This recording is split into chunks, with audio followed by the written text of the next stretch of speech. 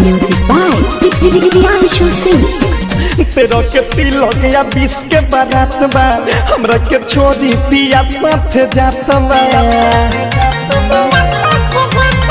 तेरा के तिलक या 20 के बारात बा हमरा के छोड़ी पिया साथ जात बा।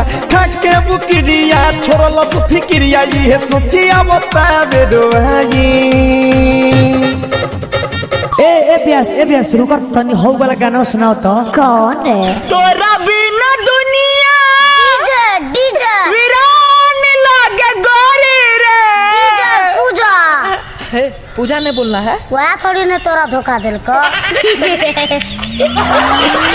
मलिया ससुरा में जाई मलिया ससुरा में जाई मलिया ससुरा में जाई रे मलिया ससुरा में जाई।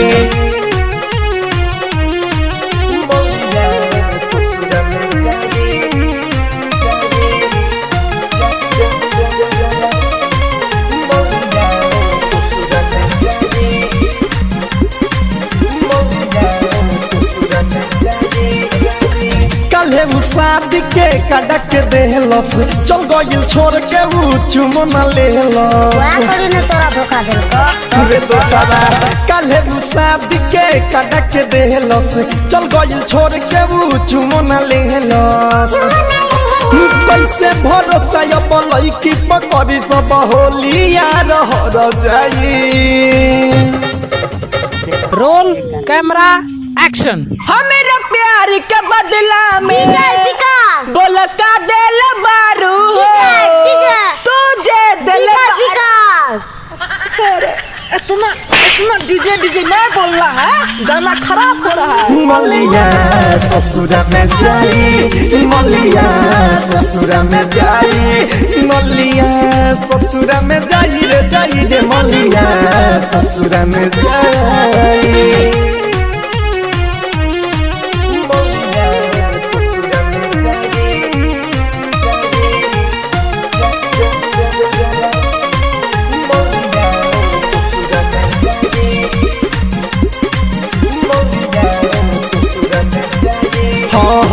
बिजस बिहारिया रतन रतनेश हो सुधीर धैले बावे पागल के भेष हो।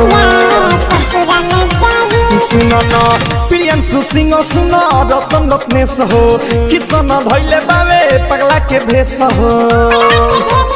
प्रमोद गिरी सौरभ ईश्वर खाली सैड वाला गीत बगाई।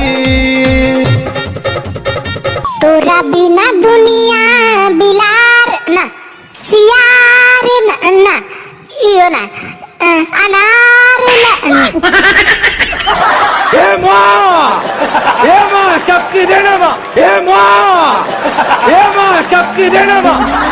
तो मलिया ससुरा में जाई कि मलिया ससुरा में जाई कि मलिया ससुरा में जाई रे मलिया ससुरा में जाई। भैया शर्म लगता है किससे बताऊं, सोचता हूँ आज तुम लोगों से बता दूं। यार मैं 53 किलो का मर्द और वो 80 किलो की नारी, साला दबकर ही मर गई मोहब्बत हमारी।